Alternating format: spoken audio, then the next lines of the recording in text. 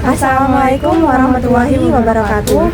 Perkenalkan, nama saya Dia Wulandari, NIM 252310101072. Dan saya Meisya Salsabila Handika Ayu dengan NIM 252310101073. Kami berasal dari Fakultas Keperawatan, Program Studi Ilmu Keperawatan Universitas Jember. Pada kesempatan kali ini, kami akan menjelaskan tentang posisi dan arah gerakan anatomi. Yang pertama, anterior, yang berarti bagian depan atau lebih dekat ke depan. Yang kedua, medial, yang berarti bagian tengah atau lebih dekat ke bidang median. Yang ketiga, superior atau bagian atas. Yang keempat, yaitu dextra, yang berarti bagian kanan. Yang kelima, yaitu ventral, yang berarti bagian depan ruas tulang belakang. Yang keenam adalah internal. Internal adalah bagian dalam. Yang ketujuh, proksimal, yaitu lebih dekat dengan pangkal tubuh. Yang kedelapan, yaitu parietal atau lapisan luar. Yang kesembilan adalah superficial atau dangkal atau lebih dekat dengan permukaan. Yang ke-10, horizontal, yaitu bidang datar. Yang selanjutnya nomor 11, yaitu transversal, yang berarti potongan melintang. Yang ke-12, posterior, yang berarti lebih dekat ke belakang.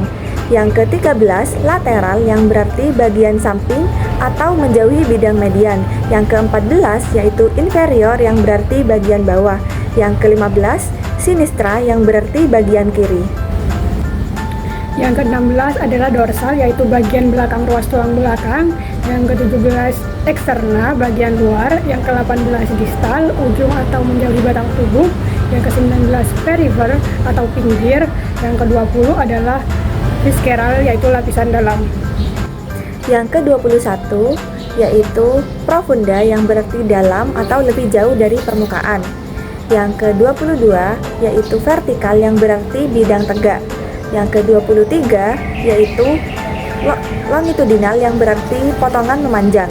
Yang ke-24, yaitu sentral, yang berarti bagian tengah. Dan yang ke-25, yaitu ascending, yang berarti bagian naik. Yang ke-26 adalah descendant atau bagian turun. Yang ke-27 adalah cranial atau bagian kepala. Yang ke-28 adalah caudal atau bagian ekor. Yang ke-29 adalah palmar atau ke arah anggota gerak bagian atas. Yang ke-30 adalah plantar atau ke anggota gerak bagian bawah. Yang ke-31 yaitu ulnar, yang berarti ke arah ulna atau tulang hasta. Yang ke-32 yaitu radial, yang berarti ke arah radius atau tulang pengumpil. Yang ke-33 yaitu tibial, yang berarti ke arah tibia atau tulang kering. Dan yang terakhir yaitu fibular, yang berarti ke arah fibula atau tulang betis. Posisi anatomi dibagi menjadi 4 bagian. Yang pertama posisi anatomi, yang kedua posisi supin, yang ketiga posisi prone, yang keempat posisi litotomi. Yang pertama adalah gerakan anatomi. Gerakan anatomi adalah gerakan berdiri tegap dengan pandangan lurus ke depan dan telapak tangan menghadap ke depan dan kaki juga menghadap ke depan. Yang kedua yaitu posisi supin atau terlentang. Pada posisi ini, tubuh berbaring dengan wajah menghadap ke atas.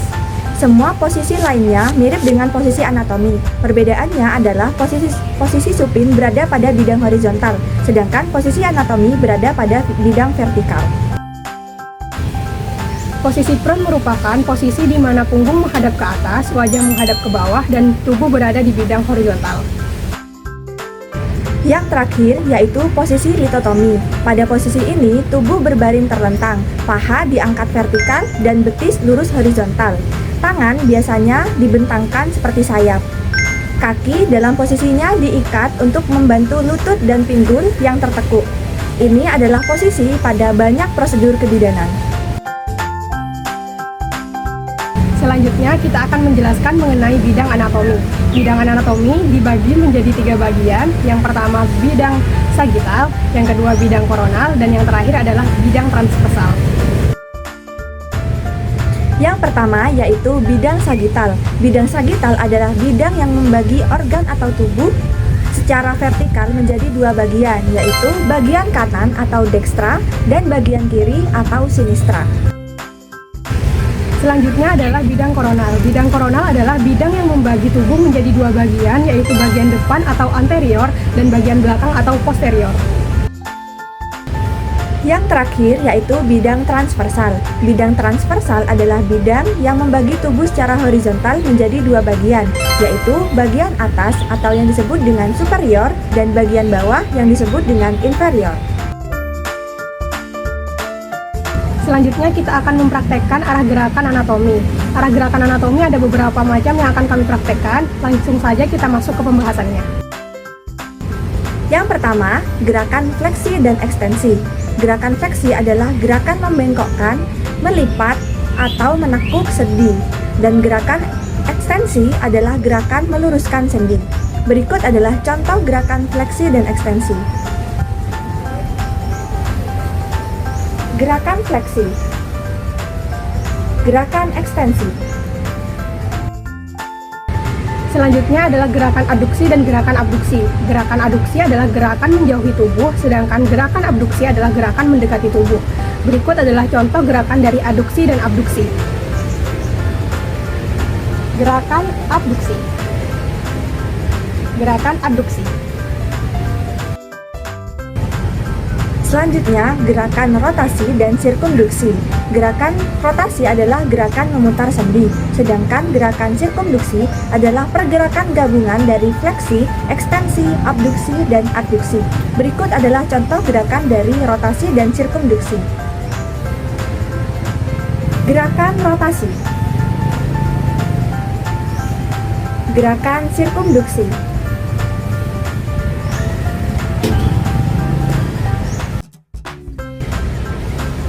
Selanjutnya adalah gerakan elevasi dan gerakan depresi.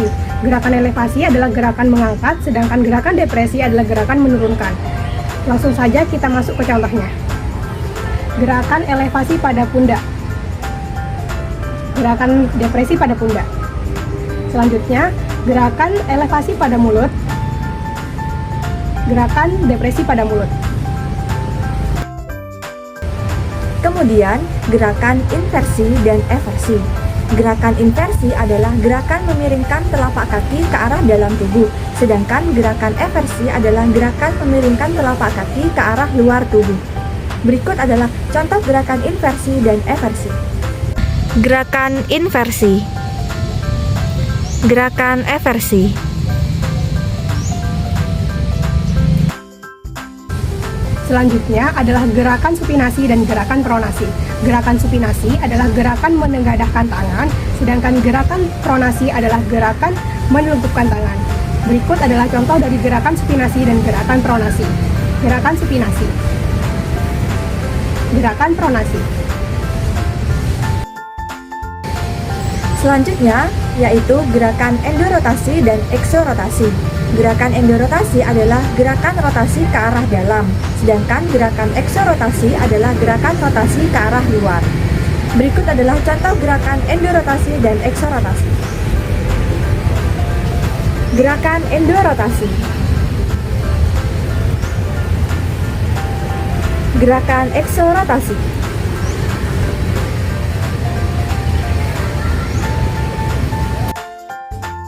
Yang terakhir adalah gerakan dorsiflexion dan gerakan plantar flexion. Gerakan dorsiflexion adalah menggerakkan persendian di bagian pergelangan kaki ke atas, sedangkan plantar flexion adalah menggerakkan persendian bagian pergelangan kaki ke bawah. Ini dia contoh dari gerakan dorsiflexion dan gerakan plantar flexion. Gerakan dorsiflexion. Gerakan plantar flexion.